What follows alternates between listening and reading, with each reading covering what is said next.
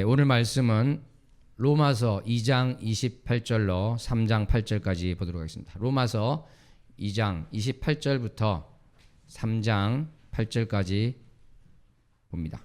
본문이 좀 길지만 하나하나 말씀 생각하면서 합독하도록 하겠습니다. 합독합니다. 무릇 표면적 유대인이 유대인이 아니요 표면적 육신의 할례가 아니니라. 오직 이면적 유대인이 유대인이며 할례는 마음에 할지니 영에 있고 율법 조문에 있지 아니한 것이라. 그 칭찬이 사람에게서가 아니요 다만 하나님에게서니라. 그런즉 유대인의 나음이 무엇이며 할례의 유익이 무엇이냐. 범사에 많으니 우선은 그들이 하나님의 말씀을 맡았음이니라. 어떤 자들이 믿지 아니하였으면 어찌하리요. 그 믿지 아니함이 하나님의 믿부심을 패하겠느냐. 그럴 수 없느니라. 사람은 다 거짓되되 오직 하나님은 참되시다 할지어다. 기록된 바 주께서 주의 말씀에 의롭다함을 얻으시고 판단받으실 때 이기려 하심이라 함과 같으니라. 그러나 우리 불의가 하나님의 의를 드러나게 하면 무슨 말 하리요. 내가 사람의 말하는 대로 말하노니 진노를 내리시는 하나님이 불의하시냐. 결코 그렇지 아니하니라. 만일 그러하면 하나님께서 어찌 세상을 심판하시리요. 그러나 나의 거짓말로 하나님의 참되심이 더 풍성하여 그의 영광이 되었다면 어찌 내가 죄인처럼 심판을 받으리요. 또는 그러면 선을 이루기 위하여 악을 행하자 하지 않겠느냐. 어떤 이들이 이렇게 비방하여 우리가 이런 말을 한다고 하니 그들은 정죄받는 것이 마땅하니라. 아멘. 기도합니다. 하나님 아버지 감사합니다. 오늘 말씀 가운데 우리의 처지를 깨닫게 하여 주시며 우리가 어떠한 자였으며 지금 주님의 은혜가 그 사랑이 어떠한지를 깨닫는 시간이 되게 하여 주시옵소서. 각인의 마음문을 열어주시며 전하는 종의 입술을 붙들어 주시옵소서. 예수님 이름으로 기도하옵나이다. 아멘. 사랑하는 성도 여러분, 우리는 지난 시간에 무너진 광산에 대해서 이야기를 했습니다. 처음 오신 분도 있으니까 말씀을 드리면 10년 전 칠레 광산이 무너졌습니다. 지하 700m 갱도가 무너져서 그 안에 광부가 30명 넘게 갇혀 있었던 것입니다.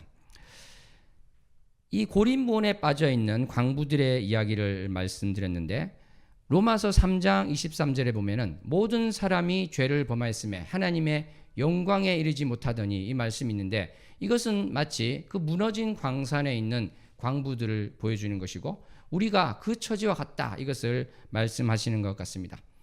하나님의 영광에 이룰 수 없는 것입니다. 광산에 무너져 있을 때 아무리 자기가 노력을 해도 스스로의 힘으로는 결코 700m 지하에서 위로 올라갈 수 없는 것이죠. 우리 인류는 단 한 사람도 예외 없이 모두가 죄인이어서 결코 하나님의 영광에 스스로는 이루지 못하는 것입니다. 그래서 자기 힘으로 위로 올라갈 수 없는 광부들처럼 멸망만이 우리 앞길에 있는 우리는 비참하고도 비참한 죄인이었다. 이 말씀을 지난 시간에 나눴습니다. 그리고 이러한 비참한 처지에 있었던 자신을 아는 것이 바로 복음을 아는 것에 가장 기본이 되고 대전제가 된다. 이런 말씀을 드렸습니다. 대전제 무엇입니까? 바로 내가 죄인이었다는 것. 내가 비참한 처지에 있었고 그 무너진 광산에 갇힌 광부들처럼 어떠한 소망도 없는 어떠한 희망도 없는 그런 비참한 처지였다는 것. 이것이 바로 대전제가 되는 것이죠. 사랑하는 성도 여러분, 그러면 이 대전제가 왜 3장에 가서야 나오게 됐을까요? 그냥 1장부터 나오고 그리고 이 대전제 아래 우리의 소망은 오직 우리 주 예수 그리스도밖에 없다. 이렇게 연결이 되면 될 것 같은데 왜 3장에 가서야 이 말씀이 나오게 됐을까요? 그것은 바로 이 대전제가 되는 그 말씀 앞에 또 다른 무엇인가의 다른 전제가 있어야 하지 않았을까 우리는 생각을 하게 됩니다. 실제로 그렇습니다. 뭔가가 또 있어야지 이 대전제를 수긍할 수 있다는 것이죠. 다르게 말해서 어떤 장애물이 있어서 우리 모두가 죄인이고 멸망할 수밖에 없다는 것을 받아들이는데 방해가 되었다는 것입니다. 이 장애물은 바로 바울이 말씀을 전하고 있는 바 그 유대인들에 대한 말씀이 주가 되겠습니다. 그런데 어떻게 보면은 21세기에 있는 우리들에게도 그 유대인들과 똑같지는 않겠지만은 비슷한 종류의 장애가 있는 것은 아닐까. 그러니까 내가 어떤 신앙생활을 하고 종교생활을 한다는 그러한 것 때문에 유대인이 그러했던 것과 마찬가지로 내가 어떠한 처지에 있고 내 처지가 어떠했던가를 깨닫지 못하게 되는 것이 아닐까. 그것을 한번 생각해 보면서 오늘 말씀을 보았으면 좋겠습니다. 21세기에 있는 우리, 바로 예배당에 나오는 그런 사람이 예배당에 나오지 않는 사람만 해당되는 것이 아니라 예배당에 나오는 사람도 해당되는 말씀일 수 있다. 이러한 생각을 하면서 우리는 이 말씀을 살펴보았으면 좋겠습니다. 사랑하는 성도 여러분, 그러면 유대인들이 멸망당할 처지, 그러한 죄인이라는 대전제를 받아들이는 장애물이 무엇이었을까요? 왜 그래서 사도 바울은 3장 8절까지 계속 긴 말을 하고 있을까요? 그것은 바로 유대인의 지위와 관련이 있다, 이렇게 말할 수 있겠습니다. 2000년 전에 이 상황이 감이 잘 안 오기 때문에 이런 비유를 한번 들어보겠습니다. 어떤 비유가 되는 것인데 비유는 비유로서 받았으면 좋겠습니다. 물론 이제 연결고리를 찾을 수도 있겠지만 그것은 차후에 하도록 하고요. 자, 21세기 어떤 박 장로님 있습니다. 이분은 주일 성수를 하는 것은 물론 수요예배, 금요예배에 빠지는 일이 없습니다. 심지어 새벽 기도도 빠지지 않습니다. 11조 주일헌금은 물론이고요. 성교 헌금을 비롯한 각종 헌금을 넘치게 하고 있습니다. 성가대를 비롯해서 교회의 모든 그 각종 봉사에도 열심입니다. 4대째 모태신앙이고 청소년 때부터 성경 공부 모임을 빠지지 않았어요. 성경 지식이 탁월하고 신앙의 연륜이 깊습니다. 또 방언으로 기도를 하고요. 또 병든 사람을 위해서 기도를 하면 낫기도 하고 귀신이 떠나가는 일도 있습니다.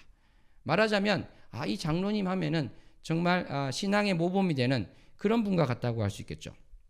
그런데 그 장로님이 다니는 교회에 어떤 새신자 한 명이 왔습니다. 그리고 주님을 영접했다고 합니다. 그런데 이게 아주 모태신앙부터 쭉 해오던 이 박 장로님이 보니까 이 새신자는 여전히 술도 마시고 담배도 피는 것입니다. 주일 예배 빠지는 것도 보게 되고 헌금도 제대로 하지 않는 것을 보게 됩니다. 그런데 목사님이 우리는 구원받았습니다 하니까 아멘 하고 이제 이 새신자가 크게 외치는 거예요. 박 장로님은 가만히 생각합니다. 야, 이게 진짜 구원을 받아야 되는데 저렇게 예배도 빠지고 헌금 생활도 제대로 하지 않고 교회 봉사에 전혀 열심히지도 않은 저런 사람이 구원을 받았다고 할 수 있나? 아니, 저런 사람이 구원을 받았다면 내가 이렇게 열심히 신앙생활 하는 게 무슨 의미가 있는 것인가? 무슨 큰 차이가 있는 것인가? 하나님은 불의한 자를 심판한다고 하셨는데 이렇게 하셔도 되는 것인가? 이러한 생각을 했다고 생각해 봅시다. 바로 이러한 박 장로님 생각과 거의 비슷한 것이 바로 지금 2000년 전 그 유대인의 생각이었다, 이렇게 할 수 있겠습니다. 유대인들은 어떻습니까? 하나님께서 이스라엘 백성들을 선택했고 구원하셨다, 이 말씀을 찰떡같이 믿고 있는 사람들입니다. 할례를 행하고요, 각종 절기를 지키고 음식법을 준수하고 성결법을 지키고, 그러한 유대인들이 바로 우리 유대인은 곧 선민이고 우리 유대인은 구원자다, 구원받은 자다, 이것을 이제 동격으로 보고 있는 것이죠. 그런데 로마서 2장을 보면은 표면적인 유대인이 유대인이 아니고 이면적 유대인이 유대인이라고 말하고 있습니다. 그러니까 이방인이 율법의 말씀을 온전히 지키면 이방인이 유대인이 되는 것 아니냐, 이렇게 사도 바울은 이야기했던 것이죠. 아까 말씀드린 것처럼 유대인은 선민이고 유대인은 구원받은 자인데 그러면 이방인이 바로 유대인이라는 것은 이방인이 구원받았다, 이렇게 되는 것이죠. 이것을 유대인들은 이러한 식의 말을 받아들일 수가 없다는 것입니다. 익히 사도 바울이 무슨 말을 하는지, 교회에서 무슨 말을 하는지 알고 있었던 유대인들에게는 어떻게 보면 아까 말씀드린 그 박 장로님이 어떻게 보면 굴러 들어온 돌 같은 이방인이 어떻게 나와 동격으로 될 수 있는가, 이렇게 말하는 유대인과 같은 생각을 했다는 것, 그것을 우리는 떠올릴 수 있을 것입니다. 그러니까 유대인은 이방인들은 율법이 없어서 망할 수밖에 없고 멸망할 수밖에 없는데 그들에게 하나님께서 공의의 판단을 내리지 않는다면, 재판장으로서 올바른 판단을 내리지 않는다면 어떻게 하나님이 의로우신가, 이렇게 생각을 하고 있었다는 것입니다. 어떻게 보면은 이방인들이 구원받는 그것에 대한 시기가 있을 수도 있는 것이지만, 뒤집어 말하면 이들이 표면적으로 지금 더 대놓고 이야기하는 것은 이방인에게 심판을, 공의로운 판단을 내리지 않는 하나님이 의로우시냐, 이렇게 된 그 내용이 컸다고 할 수 있습니다. 그래서 사실은 우리가 로마서 말씀을 보시면 1장 16절로 17절이 로마서의 핵심 주제 말씀인데요. 어떻게 되어 있습니까? 사도 바울은 복음을 부끄러워하지 않는다고 했습니다. 왜냐하면 복음은 바로 믿는 자에게 구원을 주시는 하나님의 능력이 되기 때문에 그런 것입니다. 또 왜냐하면 이 복음에는 하나님의 의가 나타나기 때문에 그런 것입니다. 그리고 그 이후에 쭉 나오는 말씀이 뭐냐면 하나님이 심판하시는 것에 대해서 계속 나오고 있습니다. 그러니까 이방인들이 정말 심판받아 마땅하다는 그러한 내용이 사실은 들어와 있는 것이죠. 하나님의 법을 모르는 이방인들의 처지가 어떠한가, 그것을 사실은 쭉 이야기하고 있는 것입니다. 그러니까 유대인들이 어떻게 저런 이방인들이 구원받는가 그렇게 이야기했을 때 사도 바울도 맞아, 이방인들이 문제가 많아, 각종 우상 숭배를 하고 동성애가 난무하고 맞아, 문제가 정말 너무 많다, 이렇게 이야기합니다. 그리고 1장 29절부터 나오는 불의, 추악, 탐욕, 악의가 가득한 자요, 시기, 살인, 분쟁, 시기, 악독이 가득한 자요, 수근수근한 자요, 이렇게 계속되는 말씀을 이야기하면서 그래, 이방인들은 멸망받는 건 당연하다, 하나님의 공의는 조금도 흐트러지지 않았다, 하나님의 의는 그대로 있다, 이 이야기를 사도 바울은 이야기하고 있는 것입니다. 그러니까 유대인들이 생각했을 때 그렇구나, 끄덕끄덕하게 하는 이야기를 하고 있는 것이죠. 그런데 2장에 가서 사도 바울은 갑자기 태세 전환을 합니다. 그런데 사실은 이방인을 비판하는 너희 유대인들도 똑같은 짓을 하고 있다, 이렇게 말하는 것입니다. 유대인들은 반발을 하죠. 무슨 말이냐, 우리에게는 율법이 있고 이방인들은 율법이 없지 않은가, 어떻게 그런 말을 할 수 있느냐, 이방인들은 율법이 없기 때문에 망한다, 이렇게 이야기하니까 사도 바울은 이런 식으로 대답합니다. 아니다, 율법이 없어서 망하는 것이 아니다. 왜냐하면 그들도 마음속에 새겨진 양심의 법이 있기 때문에, 그 양심의 법에 따라 행하지 않기 때문에 망하는 것이다. 율법이든 마음의 법이든 그것을 지키는 것이 중요한 것이지, 그것을 가지고 있다는 것은 아무런 의미가 없다, 이렇게 이야기를 하고 있는 것입니다. 그래서 2장에 나온 것처럼요, 영광과 존귀와 썩지 아니함을 구하는 것, 그것이 되지 않고 진리를 따르지 않고 불의를 따르면서 그러한 것은 이 사람이 유대인이든지 아니든지 진리를 따르지 않고 불의를 따르는 자에게는 바로 멸망이 있을 것이다. 하나님의 진노가 있는 것이고 환난과 공고를 당할 것이다. 반대로 어떻습니까? 영광과 존귀와 썩지 아니함을 구하는 자, 결국은 우리 크리스찬이 될 것입니다. 진실한 믿음을 가진 크리스찬이 될 것인데, 그들은 멸망이 기다리고 있는 것이 아니고 영원한 생명이 기다리고 있다. 영원한 생명을 이미 받았다, 그렇게 이야기를 하고 있는 것입니다. 그러면서 사도 바울은 2장에서 계속 말하고 있습니다. 너희가 어둠 가운데 있는 맹인을 밝은 빛 가운데 인도하는 자라고 하는데 너희가 사실은 똑같이 범죄하고 있지 않느냐. 그래서 제가 주일에 말씀드린 바로 하나님의 이름이 너희 때문에 이방인 중에서 모독을 받는도다, 이야기를 하고 있는 것입니다. 그러면서 이방인이지만 율법 규례를 이방인이 잘 지키면 그 사람이 유대인 아니냐, 이렇게 이야기하는 것이죠. 표면적 유대인이 중요한 것이 아니라 이면적 유대인이 중요한 것 아니냐, 이렇게 이야기를 합니다. 그리고 이제 3장으로 넘어오니까 유대인들은 어떻게 합니까? 그러면 유대인이 나음이 무엇이고 할례의 유익이 무엇이냐, 이렇게 이야기하는 것이죠. 만약에 우리에게 그것을 묻는다면 어떻게 우리는 답할까요? 유대인들이 와서 유대인의 유익이 무엇이고 할례의 유익이 무엇이라 생각합니까? 많은 사람들은 그럴 것입니다. 없어요. 아무 유익이 없어요. 예수 그리스도를 믿으세요, 이렇게 하겠죠. 그런데 오늘 본문을 보면 어떻게 되어 있죠? 범사에 많으니, 이렇게 하고 있습니다. 사실은 좀 놀라운 말이죠, 그죠? 사도 바울은 왜 이렇게 말했을까요? 사도 바울은 이 유대인들을 지금 설득하고 있는 것입니다. 핵심에 다가가기 전에 설득을 하고 있는 것이고, 사실 또 9장부터 11장에도 나오겠지만 이 유대인의 특수한 지위에 대한 것이 또 연결되어 있어서 그렇기도 한 것입니다. 그래서 계속해서 이야기를 하고 있는데요. 너희가 유익이 많은데 먼저는 하나님의 말씀을 맡았다. 하나님의 말씀은 무엇일까요? 바로 구약, 우리가 지금 구약이라고 부르는 그 성경 말씀을 가지고 있는 것이다. 이렇게 이야기를 하고 있습니다.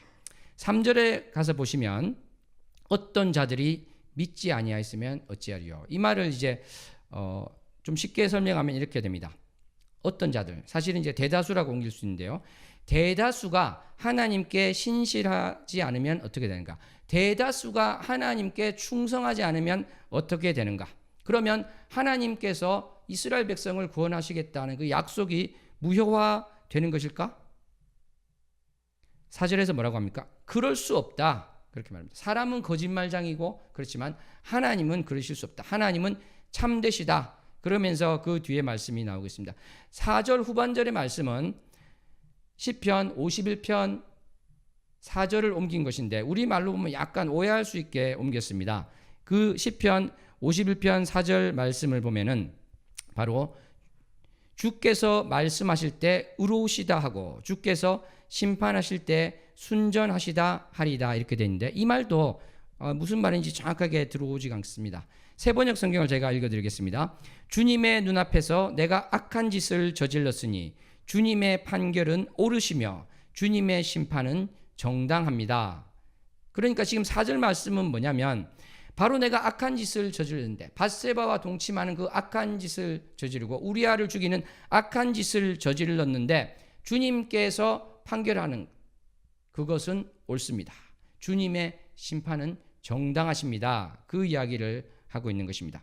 그러니까 많은 유대인들이 유대인들이 신실하지 않을 때 하나님은 언약을 폐기하실까?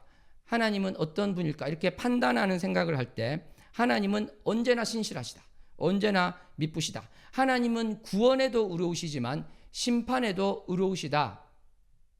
이 말씀을 하고 있는 것입니다. 아까 말한 것처럼 많은 하나님을 모르고 많은 불법을 행하는 자들, 진리를 쫓지 않는 자들이 유대인이든지 헬라인이든지 멸망받을 수밖에 없다는 것. 즉 하나님의 심판은, 하나님의 공의는 여전하다. 하나님의 공의는 변치 않는다. 이 이야기를 하고 있는 것이죠. 그러니까 우리는 의라는 것을 생각할 때는 항상 두 가지를 생각해야 되는 것인데 우리를 구원해 주시는 의가 있고요. 바로 공의롭게 판단하시고 심판하시는 의가 있는 것입니다. 여러 번 말씀드렸습니다만 이 재판관이 이 사람이 죄를 지었음에도 불구하고 내가 친하다고 해서 그 죄를 묻지 않으면 의롭지가 않은 것이죠. 공의롭지가 않은 것이 됩니다. 그러므로 지금 이야기하는 것은 너희가 지금 어찌 이방인을 하나님이 심판하지 않느냐고 이야기했지만 내가 쭉 이야기해오지 않았느냐? 하나님은 의로우시다. 이렇게 이야기를 하고 있는 것이죠. 그래서 다시 한번 말씀드립니다. 영광과 존귀와 썩지 아님을 구하는 자에게는 영생으로 주시지만 불의를 쫓고 하나님을 등진 자들, 그러한 자들에게는 멸망이 있게 된다 이야기를 한다는 것이죠. 그래서 지금 무슨 이야기를 하고 있냐면 무너진 광산에 우리가 갇혀 있을 때 다 멸망받을 수밖에 없는 우리는 아무리 곡괭이질을 열심히 해도 그것에서 탈출할 수 없다는 것을 우리는 이야기했습니다. 마찬가지로 이 영생과 관련해서도 하나님의 은혜가 없으면, 위로부터 오는 그 은혜가 없으면 우리의 노력으로서는 스스로 아무리 열심히 신앙생활을 해도 구원받을 수 없다는 것입니다. 그래서 5절에서 유대인들은 말합니다. 그러면 우리의 불의, 우리가 의롭지 못한 것이 하나님의 그 공의를 드러내게 한다면 그 진노를 내리시는 하나님은 불의하신가? 무슨 말을 하냐면 하나님의 은혜 없이는 아무도 선한 일을 행할 수 없다. 그리고 범죄했을 때 하나님은 공의롭게 심판하셔서 하나님의 그 의가 드러낸다면, 즉 우리가 아무리 노력해도 안 됐다면, 우리가 그렇게 열심히 종교 생활을 했는데, 우리가 그렇게 열심히 신앙 생활을 했는데 그래도 안 된다면, 우리가 근원적으로 부패했다면, 우리가 율법을 지킬 능력이 애초에 없다면, 그러면 애초에 하나님은 불의하신 것이 아닌가, 이렇게 이야기를 하고 있다는 것입니다. 그랬을 때 사도 바울은 6절에서 말씀합니다. 결코 그렇지 않다. 만약 하나님이 그렇게 불의하시다면 어떻게 심판을 하시겠는가 이렇게 이야기를 하고 있는 것입니다.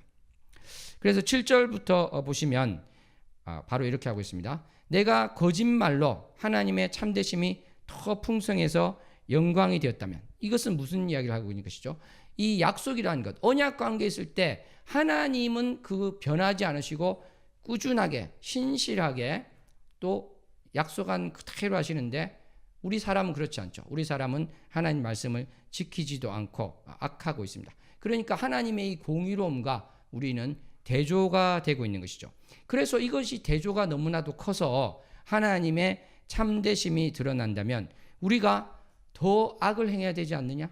그래서 그 대조가 더 두드러지게 해야 되지 않느냐? 이 이야기를 하고 있다는 것입니다. 바울은 그랬을 때 그런 말을 하는 사람들은 정죄받는 것이 마땅하다 이렇게 이야기하면서 그 이후의 논의는 앞으로 있을 이야기로 넘기고 있습니다. 그러면서 우리가 지난 시간에 나눴던 무너진 광산에 있는 처지, 멸망할 수밖에 없는 그 처지에 대해서 이야기를 하고 있습니다.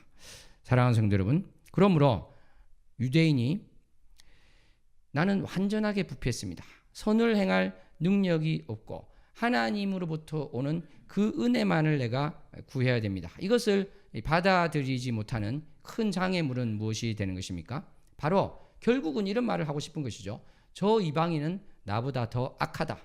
나는 상대적으로 더 선하다. 이러한 생각이 깔려 있기 때문에 내가 나의 신앙생활로 구원을 받을 수 없고 나의 행위를 통해서 무엇인가 할 수 있는 것이 아니라 이것은 아무런 쓸모가 없고 주님의 은혜만이 필요하다. 이것을 부정하게 된다는 것입니다. 사랑하는 성도 여러분, 이러한 자세가 유대교에만 해당되고 지금 21세기 교회에 출석하고 있는 우리에게는 전혀 관련이 없을까요? 꼭 그런 것 같지는 않습니다. 왜 그러냐면은 종교개혁 시기 때 보면은 유대교와 전혀 다르게 삼위일체 하나님을 고백했던 로마 가톨릭, 신약 성경을 가지고 있었던 로마 가톨릭, 그 지도자들이 지금 와서 보면은 바로 유대교 바리새인과 크게 다르지 않은 율법주의에 물들어 있었다는 것을 알 수 있습니다. 또 무엇보다 잘못된 안심 가운데 사로잡혀 있다는 것을 알 수 있습니다. 로마서가 어떤 말씀이라고 했습니까? 안심과 구원에 대한 확신, 이 말씀을 드렸습니다. 옆 사람에게. 로마서는 잘못된 안심과 올바른 구원의 확신에 대한 말씀입니다. 로마서는 잘못된 안심과 올바른 구원의 확신에 대한 말씀입니다. 그러니까 이제 지금 무슨 말을 하는 것입니까? 왜 이것이 비슷한 측면이 있는가? 그러니까 로마 가톨릭이 그랬다는 것인데 지금은 그러면 전혀 상관이 없는가? 저는 있을 수도 있다는 것이죠. 예를 들어서 이러한 사람이 있다고 생각해 보세요. 나는 예배당에 자주 나오고 성경도 열심히 보고 기도도 오랜 시간을 하고 봉사도 하고 교회 행사에 열심히 참여하고 전도도 하고 선교도 나가고 내가 방언도 하고 기도하면 사람이 낫기도 하고 귀신도 쫓겨나가는데 이러한 우리와 불신자를 어떻게 동일선상에서 비교할 수 있는가? 어떻게 우리가 무너진 광산에 있었다고 할 수 있는가? 무너진 광산이라도 불신자가 700m에 있었다면 우리는 7m 아래에 있겠지. 다 똑같은 그러한 광산에 있을까? 이러한 생각을 해볼 수 있다는 것이죠. 나의 처지가 지금 어떠한가에 대한 것, 나의 처지가 어떠하였나에 대한 그것이 잘못되었을 수 있다는 것입니다. 우리는 이 겉으로 드러나고 있는 여러 가지 종교의 모습들이 절대로 구원의 증거가 되지 않는다. 이것을 깨달아야 될 것입니다. 우리는 정말 정신 차려야 될 줄로 믿습니다. 구원을 받은 사람에게는 성경을 열심히 보려 하는 것이 나타나고요. 기도를 열심히 하고자 하는 것이 나타나고요. 또 방언을 받을 수도 있고요. 전도를 할 수 있고 선교하고자 하는 마음이 불일 듯이 나올 수 있습니다. 분명히 그럴 수 있는 것이죠. 그런데 이 말씀이 맞다고 해가지고 그 표면적인 것을 똑같이 하는 사람은 무조건 다 진짜 믿음을 가졌다. 우리는 이렇게 말할 수는 없다는 것입니다. 그것은 또 전혀 다른 문제가 될 수 있다는 것이죠. 사랑하는 성도 여러분, 그렇기 때문에 만약 혹시라도 우리가 이 교회 밖의 사람들은 멸망받아 마땅할 것 같은데 나는 나의 신앙 경력이나 나의 그 독실함을 볼 때 그들과는 다른 것 같다. 이러한 생각이 또아리를 튼다면 우리는 아까 그 장애물이 있어서 대전제를 받아들이지 못하는 유대인과 같아진다는 것을 생각해야 될 것입니다. 왜 그렇습니까? 바로 교회 밖에 있는 사람들과 우리가 다른 것은 내 공로가 있어서 그런 것이 전혀 아니기 때문에 그런 것입니다. 내가 열심히 신앙생활을 해서 그런 것이 아니기 때문에 그렇습니다. 나의 노력의 결과가 아니기 때문에 그러한 것입니다. 오직 우리가 예수님을 믿고 영접해서 또 성령님을 람바노에서 성령님을 리시브해서 성령님을 영접해서 그의 음성에 순종해서 우리가 살아가는 것이고 바로 그러한 자로 주님이 택하셨기 때문에 영생을 주신 것이지 나의 행위에서 무언가 나온 것이 아니고 나의 행위 때문에 저 사람과 내가 구별된다고 해서는 안 된다는 것입니다. 이러한 생각은 무슨 생각일까요? 바로 내가 그 무너진 광산에서 곡괭이질을 열심히 해서 탈출구를 찾을 수 있다. 이렇게 생각하는 사람과 똑같다는 것입니다. 사랑하는 성도 여러분, 이 세상에 80억 인구 많은 사람들이 보면은 우리가 이야기를 해보면 그들이 무너진 광산에 있다는 것을 전혀 인정하지 않으려 할 것입니다. 정말 비참한 처지에 있다는 것을 인정하지 않으려 할 것입니다. 예수님이 필요하다고 이야기하지 않는 사람들을 많이 보게 되는 것입니다. 왜냐하면 그 사람은 너무나 돈도 많아요. 그 사람은 사람들과의 관계도 너무나 좋아요. 명성을 얻고 있습니다. 예수님이 필요하다는 생각하고 살지를 않는 것입니다. 그런데 사람이 죽음을 앞두면 생각이 달라지게 됩니다. 우리가 잘 알고 있는 정말 세계에서 제일 부자 중에 한 사람이었던 스티브 잡스는 이런 말을 했습니다. 죽어가는 그 가운데 이 생이 모든 생의 끝이 아니었으면 좋겠다. 너무 아쉬운 것이죠. 자기가 이뤄놓은 것도 너무 많은데 이것이 그냥 끝나버리고 무신론자들이 말한 것처럼 모든 것이 끝나버리면 너무 허무하다는 생각을 했습니다. 그래서 이게 끝이 아니었으면 좋겠다. 그렇게 생각했지만 사실은 더 중요한 것은 무엇일까요? 끝이 아닌 것은 당연한 것인데요. 그것이 바로 영원한 생명을 얻는 것인가? 영원한 지옥불 가운데 있는 것인가? 이것이 사실은 너무나 또 중요한 문제가 되는 것입니다. 사랑하는 성도 여러분, 죽음에 초연한 사람들이 많습니다. 그런데 실제로 자기의 죽음의 문제가 닥치면 그렇게 초연해질 수가 없는 경우를 보게 됩니다.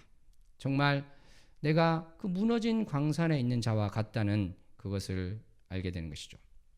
또 이런 분이 있습니다. 나는 정말 인생에 어려움이 없습니다. 인생에 고난이 없습니다. 몸도 건강해요. 그런 분이 있을 수 있는데 이러한 분이 있을 수 있겠죠. 자식은 믿는데 부모님은 또 안 믿는 분이 있을 수 있을 거예요. 그런데 어떤 분의 간증이 그러한 간증이 있습니다. 자식을 데려감을 통해서 하나님께서 나를 믿게 하셨다. 이러한 고백을 하는 분을 그분의 간증을 제가 들은 적이 있습니다. 제가 지금 어떤 협박이나 모진 말을 하는 것이 아니라 바로 하나님 입장에서는 어떻습니까? 그 자녀는 어차피 천국에 오게 돼 있었죠. 그런데 어떻게 보면 자녀를 조금 더 일찍 오게 한 것이다. 그걸 통해서 부모가 믿게 한 것이다. 이렇게 볼 수도 있는 것이죠. 저는 이 간증을 보면서 참으로 울컥했던 적이 있는데요. 그 자녀가 죽은 어머니는 애타게 기도를 했다고 합니다. 하나님이 계시다면 나의 이 자녀를 데려가지 말고 나를 데려가세요. 이렇게 기도를 했던 것입니다. 그런데 하나님은 그 기도를 듣지 않으시고 자녀를 데려가셨습니다. 나중에 진정으로 하나님을 만나게 되었을 때 하나님은 그렇게 말씀했다고 합니다. 그때 너를 데려갔으면 너는 지옥에 갔을 것이다. 그렇게 이야기를 했다는 것입니다. 사랑하는 성도 여러분, 우리가 애정론에 대해서 알고 있는데 그것은 결과적으로 그렇다는 것입니다. 나는 어차피 택함 받았으니 어떻게 살아도 된다. 이것이 우리의 자세가 아니라 바로 내가 주님 앞에 섰더니 정말 내가 택함을 받은 자였군요. 이렇게 우리는 고백을 할 수 있게 된다는 것입니다. 우리는 참으로 그 주님께서 나를 택하셨다는 그 사랑이 어떠한 것인지를 온전히 알아야 되는 것입니다. 마귀가 우리를 공격할 때, 너 정말 하나님이 너를 사랑하셔? 너가 받은 그 구원 진짜야? 너가 그 받은 구원이 없어지지 않아? 이럴 때 우리는 바로 주님께서 우리를 사망에서 생명으로 옮기셨고 우리에게 주신 구원의 끈을 붙들고 계신다는 것을 고백할 수 있는 것입니다. 그때 우리가 할 수 있는 것이 바로 주님께서는 바로 나를 창세전에 택하셨다, 이렇게 우리가 고백할 수 있게 되는 것이죠. 나의 삶의 태도가 안일함이 있는데 그것의 핑계가 나는 구원받았으니 괜찮다, 이렇게 되는 것은 안 되는 것이고, 그러한 생각을 하는 것 자체가 내가 진짜 믿음을 가진 자인가, 이것을 생각해야 된다는 것입니다.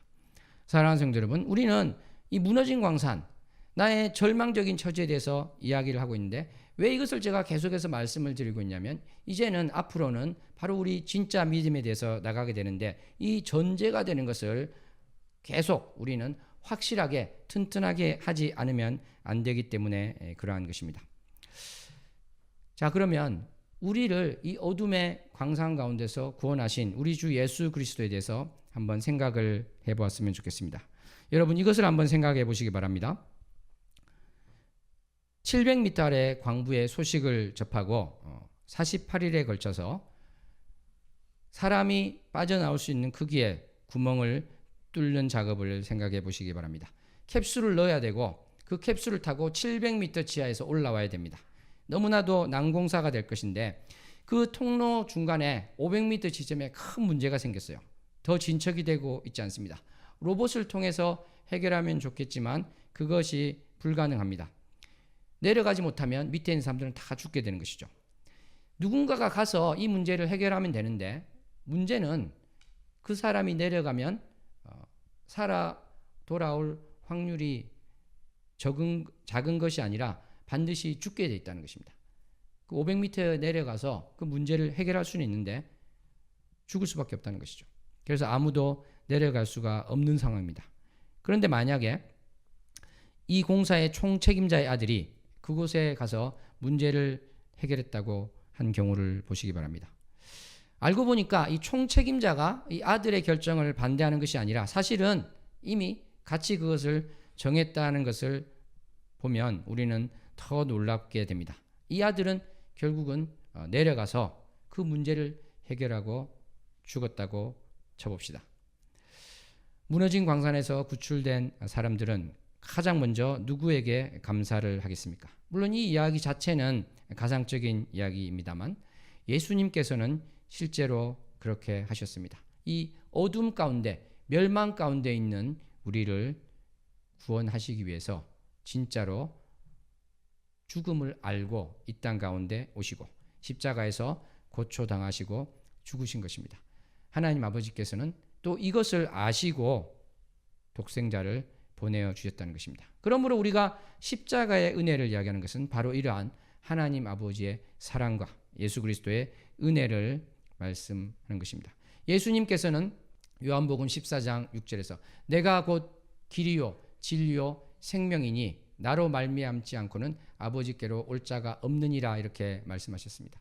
예수님께서 마치 그 광산 700m의 통로를 뚫어서 통로가 된 것처럼 예수님께서 친히 통로가 되셨습니다. 예수님께서 친히 길이 되셨습니다. 이 통로를 통하지 않고는, 예수 그리스도라는 그 길을 통하지 않고는 아무도 하나님께로 나아갈 수가 없는 것입니다.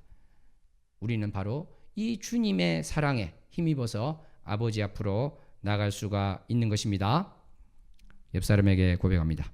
예수님으로 말미암아 하나님 앞으로 나갈 수 있습니다.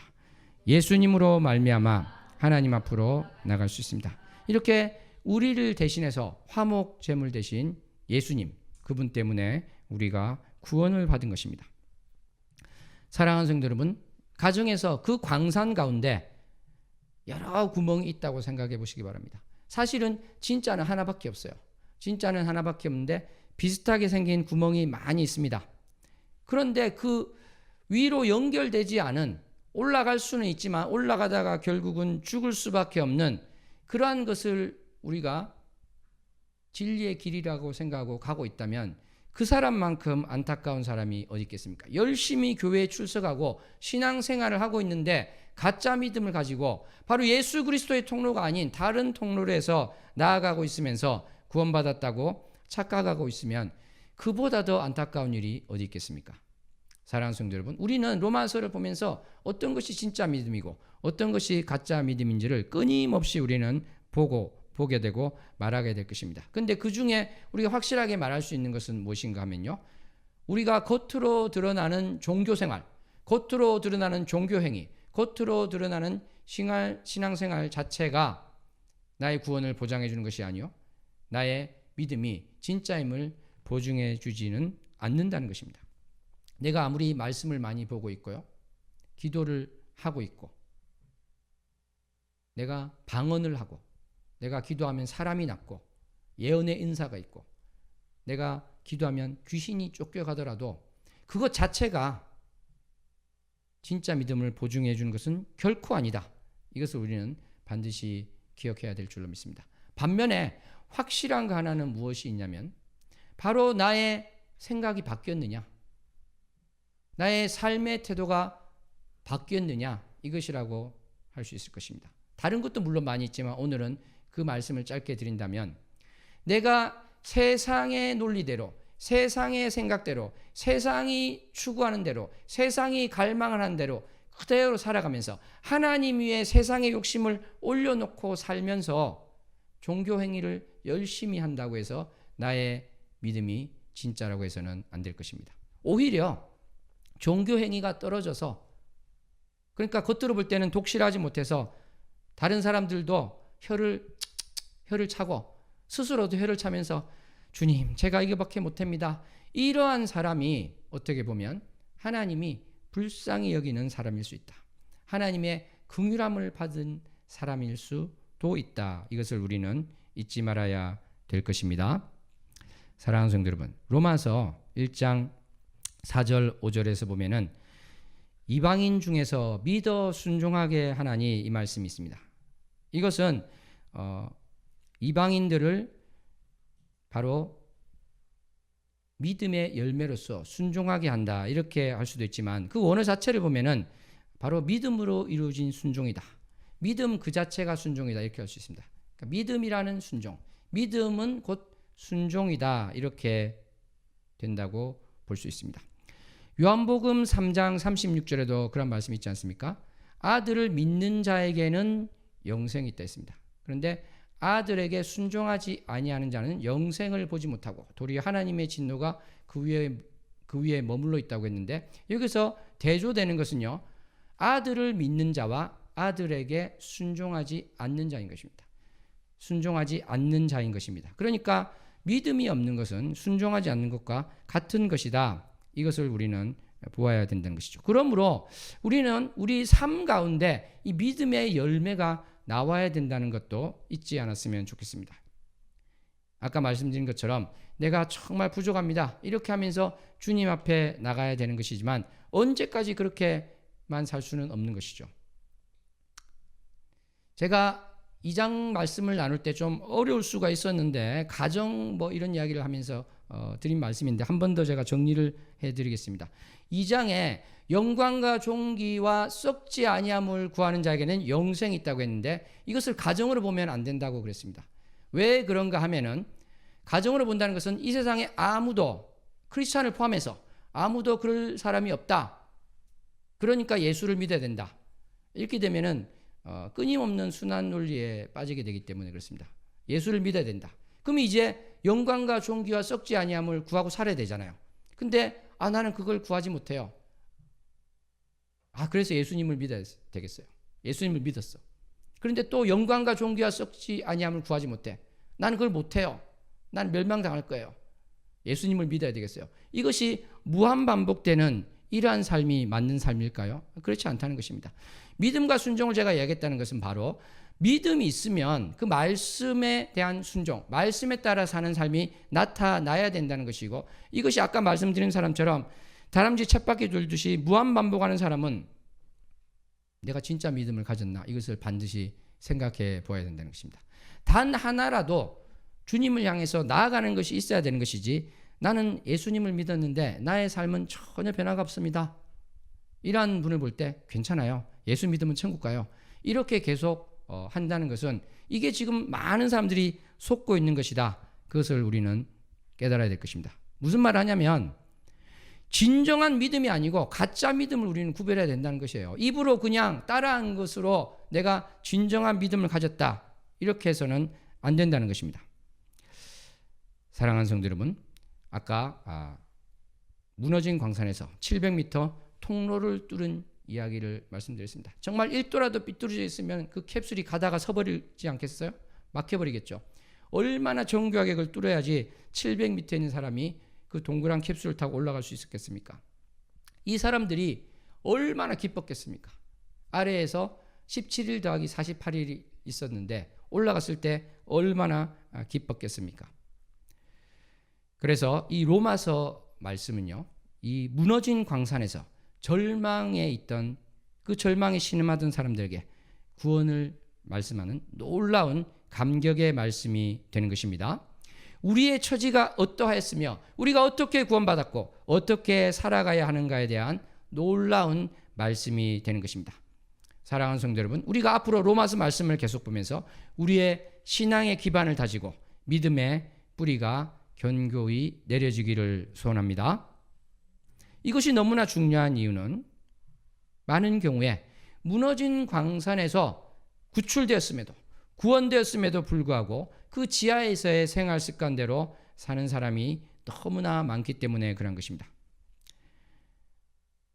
나의 죄 가운데 찔려하고 마음 아파하지 못하고 온전히 회개하지 못하는 사람이 많기 때문에 그런 것입니다. 내가 얼마나 비참한 처지에 있다, 얼마나 내가 소망 없는 위치에 있었나를 다시 한번 돌아볼 수 있으면 좋겠습니다. 그래서 오늘 말씀에서 본 것처럼 내가 잘못된 생각으로 나의 종교 행위를 가지고 모든 것을 합리화하는 것을 통해서 마치 오늘 우리가 본 본문 말씀의 유대인처럼 저런 사람도 구하고 저런 사람도 구하면 아무렇게나 살아도 되느냐? 하나님의 공인에 있는 것인가? 이러한 말을 하는 것이 아니라 정말 주님만을 온전히 바라보고 주님께서 나를 구원해 주신 그 크신 사랑과 그 놀라운 은혜를 기억하고 그 사랑에 감격해서 반응하며 나의 삶을 주님께 온전히 드리겠습니다. 고백하며 살 수 있는 저와 여러분 되기를 소원합니다. 기도하겠습니다. 하나님 아버지, 감사합니다. 오늘 말씀 가운데 유대인들은 여러 가지 말을 하면서 하나님의 공의에 대해서 의문을 제기하고 이 복음에 대해서 의문을 제기하였습니다. 하나님 아버지, 그렇습니다. 참 나 같은 자를 주님께서 구원하셨습니다. 나 같은 자를 살리기 위해서 독생자 우리 주 예수 그리스도께서 이 땅에 오셔서 십자가에서 고초당하고 죽으셨습니다. 그 놀라우신 은혜와 하나님 아버지의 크신 사랑을 참으로 온전히 알아서 진짜 믿음을 가진 자로서 삶을 살게 하여 주시옵소서. 세상의 빛과 소금이 되며 하나님을 사랑하고 이웃을 사랑하며 모든 것 가운데 주님께 영광 돌리는 삶을 사는 자 되게 하여 주시옵소서. 어둠 가운데서 구출해 주신 주님을 찬양합니다. 예수님 이름으로 기도하옵나이다. 아멘.